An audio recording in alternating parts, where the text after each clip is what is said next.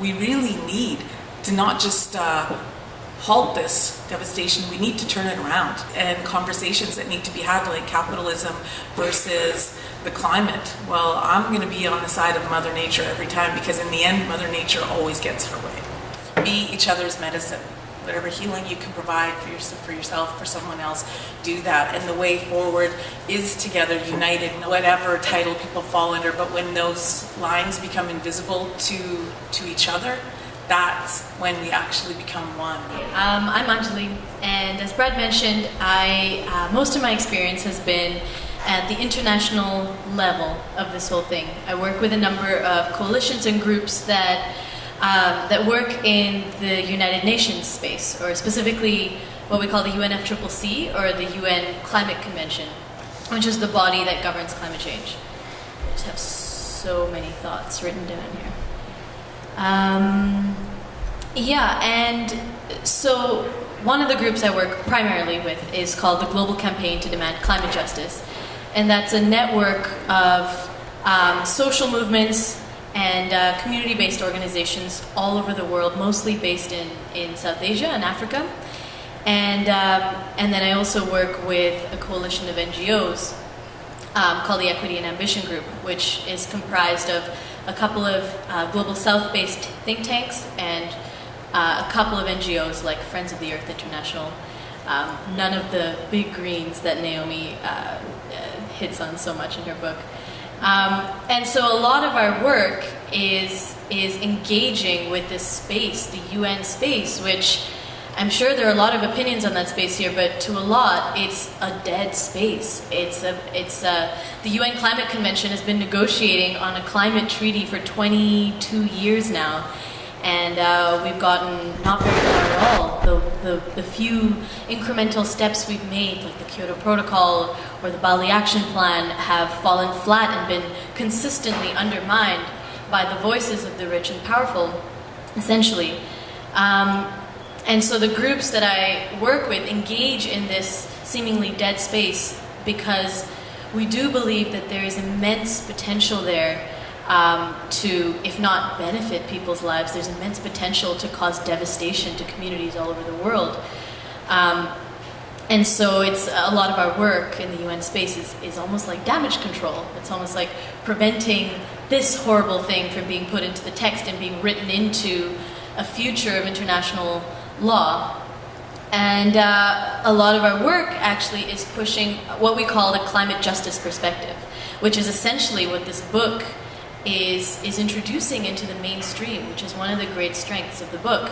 And the climate justice perspective is one that's brought by the developing countries primarily, and it's one that places colonialism, the history of colonialism, the historical responsibility of the industrialized world at the core of our analysis of climate change. And this is obviously a contested perspective, because from the view of our country, of the Canadian government, or of the rich industrialized countries, they would rather see the world as a flat plane where all countries are equal and all countries have equal responsibility to solve the climate crisis, or equal responsibility to reduce their emissions.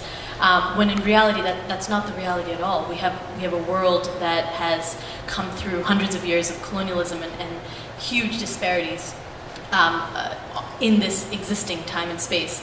And so really my perspective on this issue is that there's no such thing as solving the climate crisis. It's almost impossible to ask that question. The only question really is how. And how to go about it, and through whose eyes, through whose lens are we seeing the issue. And my view on it is that you cannot go about solving the climate crisis without examining the current inequities, the current inequalities that are exacerbated and deepened by the crisis. So this book was awesome because it put into a mainstream discourse, it opened up to the mainstream discourse perspectives that our groups have been talking about for a long time now, namely that we are in a planetary emergency, nothing less, that is fed and exacerbated by a colonial, neoliberal, consumerist, and extractivist system. that replicates systems of oppression from centuries ago, and continues to do so through the fossil fuel industry, essentially. So in that sense, this book has been an amazing tool for social movements, an amazing tool to push perspectives that used to be seen as radical into a discourse where we can talk about them openly and have them be actually engaged with by the right. One point in this book that really stood out to me, and those of you who have read the book will recognize the Blockadia chapter that Brad spoke about. This to me was kind of the crux of moving forward. Thanks. Moving forward on solving the climate crisis. And that was because in the Blockadia chapter, she talks about how, so Blockadia, for those of you who haven't read the book, is, she describes it as a roving international zone that crops up whenever people put their bodies on the line to stop the fossil fuel industry, to stop energy projects, or to stop industry in general from infringing on their communities. And so in that sense, Blockadia is Burnaby Mountain, and it's whenever people step up to the larger forces that be.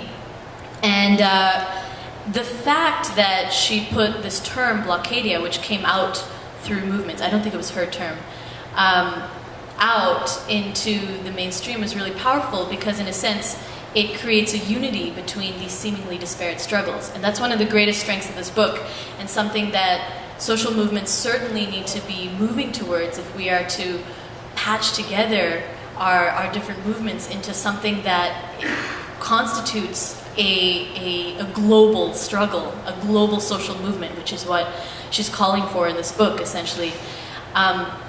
And she talks about how, and my critique of this is that she doesn't spend enough time on this because it's such a profound point. She talks about how there are so many struggles that are essentially the climate struggle, that we call by different names.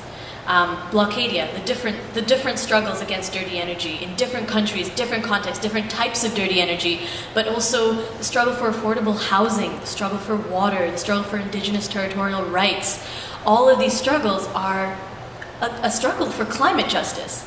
And one of the greatest weaknesses of the left has been to fragment our struggles by calling these different things, and for groups that are focusing on different aspects of this to separate themselves.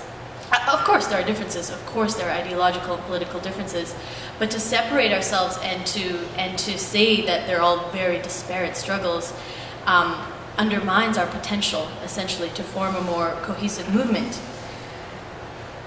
And so, especially in light of Burnaby Mountain, something right in our backyard, I think it's really important to keep making the connections between different struggles.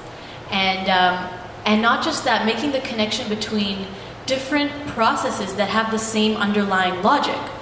And she mentions an example, the same logic that would strip social services, the logic of public austerity, essentially, before taxing the rich, is the same logic that would blast into the earth for the last drops of oil and gas before it would shift any funding to renewable energy, or to community-based energy. And that logic is that of extractivism, which is the same logic as that of the Enlightenment era, of our domination over nature, of our right to go in and extract from nature what we need to live without thinking about the symbiosis between us and our natural systems. And it's the same logic of colonialism. The same logic that extracts from the earth is the same logic that tells us that we can dominate the bodies of those in the global south, and continue to do that even in our so-called rich, industrialized, civilized society.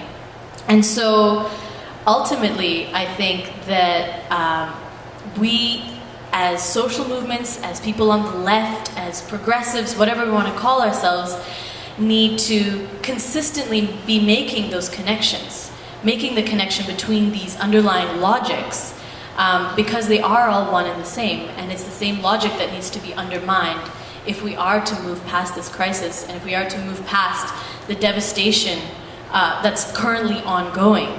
The crisis isn't in the future, it's happening right now.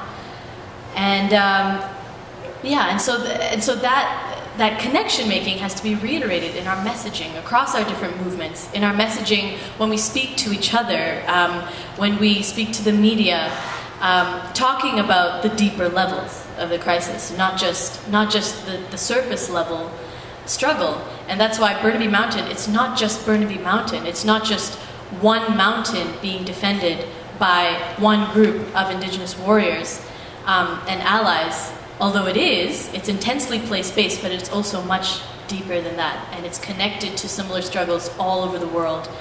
I had the immense privilege of being in Latin America last week, working with some social movements there, and I was speaking to some groups that were defending Indigenous territorial rights in the Amazon, and actually it was eerie how strikingly similar that story was to the story that's unfolding here in our local community on Burnaby Mountain across this land. And so that's the kind of connection that I would like us to be making more of, and that's the kind of connection that Klein points out in her book, but I think could go deeper as an analysis. Thank you. I think I'm out of time.